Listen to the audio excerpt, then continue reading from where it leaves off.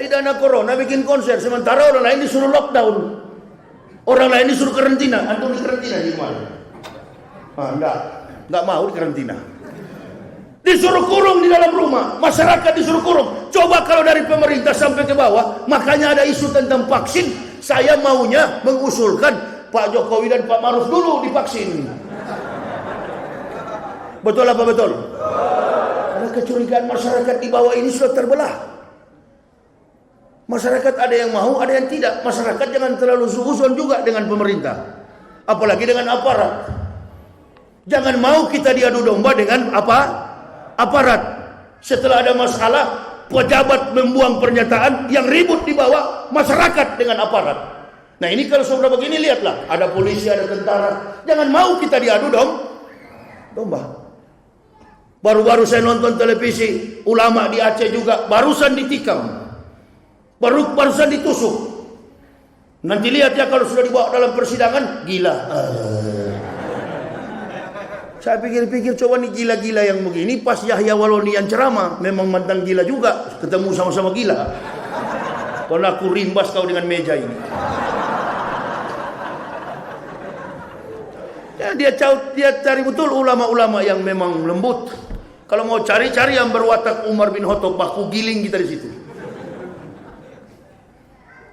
Emangnya kita takut? Kita berdakwah begini, ada beberapa pakaian sahabat yang kita kenakan. Ada yang pakai baju Umar, ada yang pakai baju Abdullah, Abu Bakar, ada yang pakai baju Utsman dan Ali. Saya dari awal masuk Islam memilih jubahnya Umar bin Khattab. Allahu Akbar. Harus begitu sekarang. Pembelahan di masyarakat begini lebar. Keyakinan masyarakat kepada pemerintah tipis. Kenapa tipis? Karena inilah sejarah pemerintah Indonesia, presiden terbaik Indonesia, Bapak Joko Widodo. Jangan bilang buruk, nanti bisa-bisa jadi tersangka seperti Gus Nur. Buset. Minum dulu Alhamdulillah ada kopi. Anak sarap kahwa. Bismillah. Kalau ada barang ini kita waktu gulung sampai tengah malam. Jangan bilang buruk. Sebut pemerintah terbaik dalam catatan sejarah pemerintahan Indonesia. Cuma ini vaksin ini kawan, amanah. Rasulullah amanah. Pak Jokowi dan Pak Maruf jadi pemimpin, duduk di tampuk kepemimpinan presiden dan wakil presiden. Itu karena amanah. Saya dan Bapak Ibu yang bilang, Rob, duduk. Kita yang memberikan amanah. Aspirasi dalam mengejawantahkan sila yang keempat.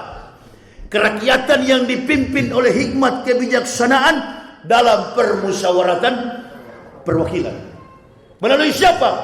Dewan Perwakilan Rakyat. Amanah. Duduk. Pak Jokowi, Pak Maruf duduk di situ. Mata Najwa bertanya, sudah setahun pemerintahan, masyarakat bertanya, Pak Maruf di mana sekarang? Oh, saya ada di rumah. Apa yang sudah Bapak buat? Banyak. Berantas radikalisme sudah.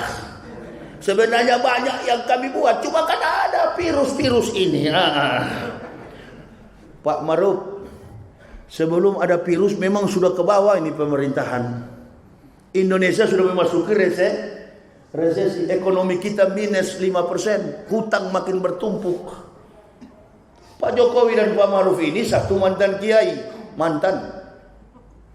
Satu orang dari kampung. Pak Jokowi ini jujur, tapi dikeliling kiri kanan beliau berdua ini para bajingan yang membisikkan hal-hal yang tidak baik, membuat kontroversi di masyarakat. Dan ini bajingan ini bukan orang-orang muda kawan. Ini sudah rambut putih semua yang di samping kiri kanan ini, yang tukang-tukang atur ini.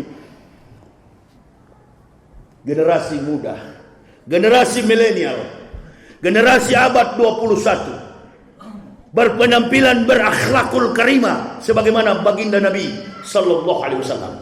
Tidak berkutik karena tidak amanah, tidak berkutik karena tidak adil. Nabi sallallahu alaihi wasallam istatun yakulun naroh bisitatin. Ada 6 golongan yang masuk neraka karena 6 perkara. Yang pertama, al-umara'u bil ju'uri, penguasa pemerintah yang sewenang-wenang. Yang kedua, wal arabu bita'asubi, orang Badui yang fanatis kesukuan. Yang ketiga, wa ahlu rustaqi bil jahli, orang kampung karena bodoh. Yang keempat, wadahkinu bil kibri, kepala daerah yang sombong. Yang kelima, wa tujaru bil hianati, pedagang-pedagang pengkhianat. Yang keenam, wal ulama'u bil hasad, ulama-ulama dengki. 6 itu gak masuk neraka. Menurut Nabi sallallahu alaihi wasallam, urutan paling atas al umara'u bil ju'uri, penguasa sewenang-wenang. Penguasa yang tidak adil. Kalau dari pihak sebelah komentar, tangkap. Abu Jongos, Abu Budika, Abu Bakar, Abu Lantai, Abu Gedung gak ditangkap. Asal pro pasti aman. Asal pro pasti aman. Basir-basir yang menghabiskan dana negara 94 miliar bocor atas penelitian Indonesian Corruption Watch, pengamat korupsi Indonesia. Lolos 94 miliar. Bebas menjatuhkan reputasi orang, bebas menjatuhkan, menjelek-jelekan, memberangus hak demokrasi seseorang, bebas menjelek-jelekan hak politik warga negara. Asalkan mereka di pihak penguasa, insya Allah aman. Inilah pemerintah terbaik, aman dan adil. Pancasila, 1, ketuhanan yang Maha Esa. Mau dirubah tapi tidak jadi dengan ketuhanan yang berkebudayaan. 2, kemanusiaan yang adil dan beradab. Kemanusiaan yang adil dan beradab, makna filosofis humanity and adil. 3, persatuan Indonesia terpecah-pecah akibat mempertahankan tampuk kepemimpinan. 4, kerakyatan yang dipimpin oleh hikmat kebijaksanaan dalam permusyawaratan perwakilan. Ada berapa partai kita di Indonesia? Ada berapa partai kita di Indonesia? 10 apa 11? 9 apa 8? 11. Hanya 2 yang pro dengan mayoritas rakyat yang berdemo, Demokrat dan PKS. Saya bukan orang Demokrat, saya juga bukan orang PKS. Tapi hanya ini yang betul-betul mewujudkan sila keempat. Undang-undang Omnibus Law, undang-undang cilaka, cipta lapangan kerja. Iya, cilaka, undang-undang cilaka itu. Memang celaka. Orang demo berjilid-jilid sampai hari ini masih demo. Sampai hari ini masih demo. Apa itu? Omnibus Law. Ada satu sosok pengamat hukum, ada satu lawyers terkenal di Indonesia, bukan beragama Islam, Hotman Paris Hutapea, mengatakan, saya sudah membaca khusus dalam pasal pertanahan. Apabila masyarakat Indonesia membaca secara spesifik dalam pasal dan ayat ini, maka semua orang Indonesia akan turun ke bawah. SHM, surat hak milik, 99 tahun akan dikuasai. Itu menurut pengamat. Saya bukan pengamat, hanya menambahkan kepada jamaah. Kalau kami ustadz berbicara begini, mengkritisi pemerintah, mengkritisi sesuatu bukan dalam konteks etos dan kinerja pemerintah, tidak ada urusan dengan kami pendakwah. Urusannya adalah kezoliman yang begitu lebar di bawah. Kebetulan saya sebagai pendakwah Islam, mayoritas bangsa ini beragama, harus saya bela dong. Tidak ada kepentingan mazhab, tidak ada kepentingan, tidak ada urgensi tentang mazhab dalam Islam. Saya bukan NU, saya bukan Muhammadiyah, saya bukan Naqsabandiyah, saya bukan Al-Wasliyah. Saya orang yang menegakkan Quran dan hadis. Tidak ada kepentingan itu, tidak ada tendensi itu. Demo siang malam, sudah berdemo di bawah, ada juga masyarakat yang hina-hina. Sudah, kita pasrah dengan keadaan seperti ini. Tapi ingat baik-baik, penulis-penulis buku tentang PKI sudah mengatakan, Den Aidit yang begitu licik saja, Dipo Nusantara Aidit yang begitu licik memainkan peran mempengaruhi militer saja, ketahuan pada tahun 1965 gerakan PKI. Apalagi yang sekarang ini terlalu nampak, kawan. Yang tusuk-tusuk ulama itu, saya orang dari Kristen ya, bukan mau bela orang Kristen. Di dalam ajaran Kristen yang paling menentukan, kasihilah sesamamu manusia seperti dirimu sendiri. Tidak mungkin orang kafir melakukan itu. Orang Kristen gak disuruh begitu. Saya dari agama Kristen. Saya menentang Kristen karena ajarannya, bukan karena perilaku, akhlak dan etika. Ini saya dari Kristen, buktinya berguna bagi Islam. Daripada antum pakai sorban di kepala masuk gereja nyanyi lagu gereja, dibilang munafik, marah. Aneh di dunia ini, Indonesia ini. Saya keluar dari gereja, dia masuk ke sana. Yang munafik-munafik ini saya mau sarankan, sudahlah, gak usah ngaku-ngaku Islam. 100% berprinsip, hitam katakan hitam, putih katakan putih. Coba lihat minuman saya ini, selalu air putih dengan kopi. Apa makna filosofis yang terkandung dari minuman ini? Ini yang menunjukkan karakter pendakwa. Memang hitam-hitam, putih-putih. The colors of Quran, black and white. Isi the contents Holy Quran adalah hitam dan putih. Nggak ada abu-abu. Makanya lambangnya putih dan kalau mau bergaul dengan kafir sekaligus aja baptis dengan nama Bapa, Anak dan Roh Kudus. Roh Kudus, baptis. Artinya keluar dari Islam. Jangan jadi separoh-separoh. Begitu juga dari kafir. Kalau mau masuk Islam, jangan separoh-separoh. Karena dalam konsep Islam, udhulu fisilmi kafah. Masuk lahir dan batin, total. Berserah kepada Allah. Supaya tidak dituduh munafik. Sekaligus aja murtad. Orang Islam bagaimana? Komentar di YouTube menjelek-jelekan sama-sama Muslim. Menjelek-jelekan para pendakwa. Melihat saudaranya di penjara senang. Innalillahi. Di mana rasa keimanan kita ini? Karena sudah dikaburkan hubud dunia, ra'suhuli, khotiat. Cinta kepada dunia adalah akar dari segala dosa. Bukan akhlak Nabi itu. Makanya saya bela Nabi. Bela Nabi nggak usah demo. Bela Nabi itu tunjukkan akhlak berkasih sayang sesama Muslim. Tuh cepat sekali. Ibu-ibu nyaut di belakang itu. Ibu-ibu juga begitu sayang kepada suami. Bu ya. Itu sayang kepada pemimpin kita. Kalau saya bicara begini bukan benci kepada Pak Maruf dan Pak Jokowi. Bukan, sayang kepada beliau berdua. Bantu pemerintah. Anda tidak ada pendakwa begini. Qiwamud dunya biar baati asa. Tertibnya dunia bergantung kepada ilmi ulama, ilmu para ulama. Saya bukan ulama, saya bukan ustaz, saya orang dari kafir yang mendapat hidayah, tapi mencoba untuk menyampaikan ilmu para ulama. Kenapa? Ulama sudah sibuk berpolitik. Kan begitu teorinya. Saya mencoba menjadi ulama. Kenapa? Mengisi kekosongan. Gubernur, contoh beginilah supaya lebih mudah. Setiap gubernur Riau ditangkap, ada nggak PLT?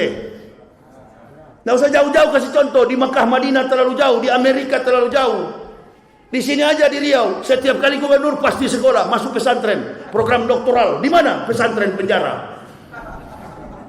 Begitu. Setiap kali ditangkap, dimasukkan ke dalam penjara, ada gubernur PLT, pelaksana tetap. Nah sama. Saya sayang kepada agama ini. Kenapa saya sayang cinta kepada agama ini? Karena agama inilah yang menyelamatkan kami sekeluarga, istri dan anak. Yang tadinya kami ahli neraka menjadi ahli surga. Amin ya Allah ya Rabbal alamin.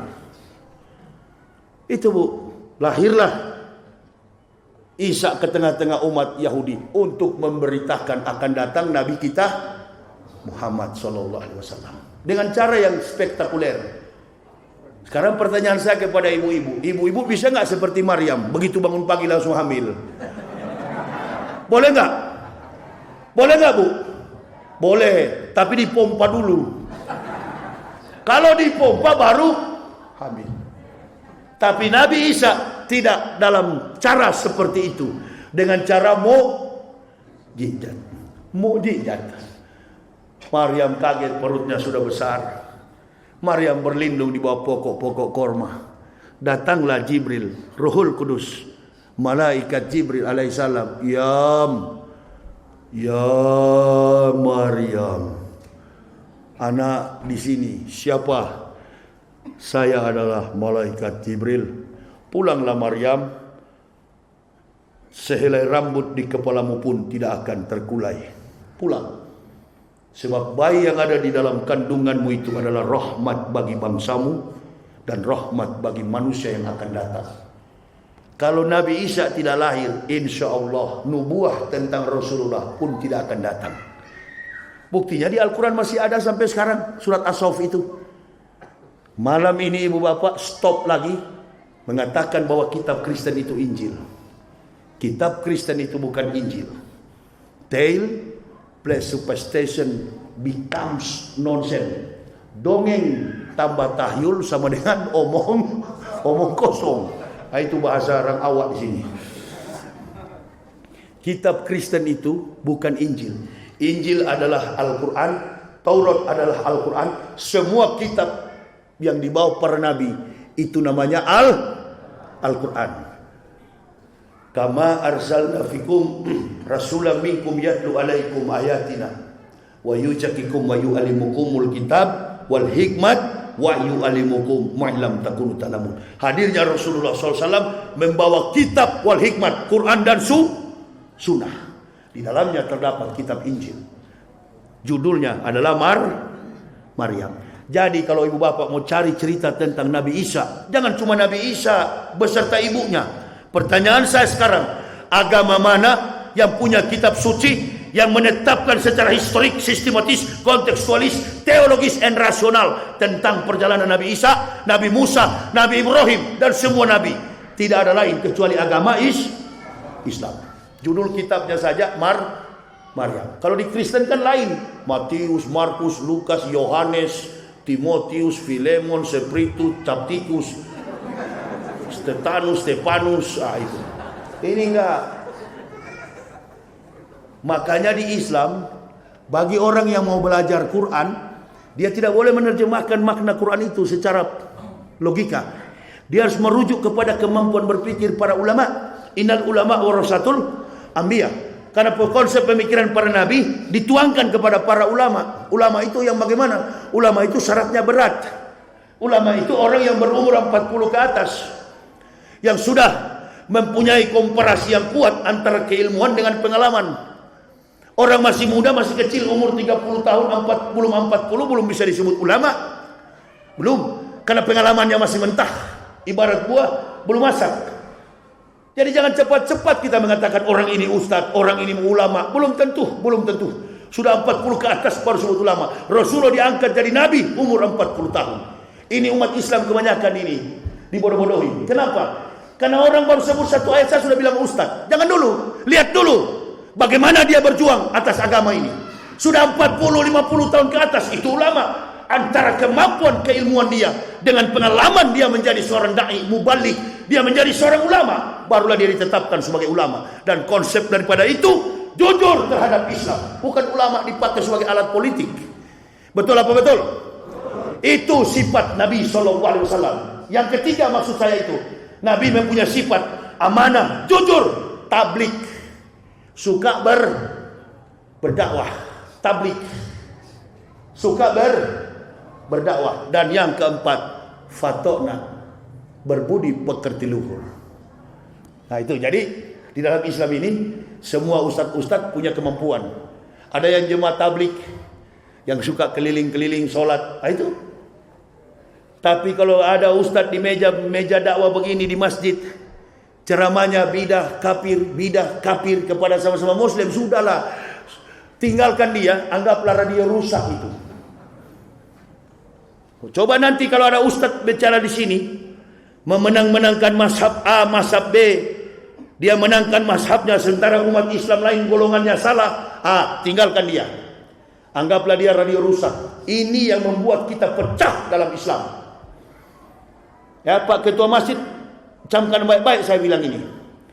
Ada ustadz di sini disuruh kuliah subuh, ceramah subuh. Dia mau jadi imam subuh, silakan. Kalau dia mau kunut, silakan kunut. Yang tidak kunut juga, lebih cepat, lebih bagus, nggak apa-apa. Tapi untuk menjustis sama-sama muslim. Oh ini kunut salah, ini tidak kunut salah. Jangan Pak. Kita butuh persatuan sekarang ini.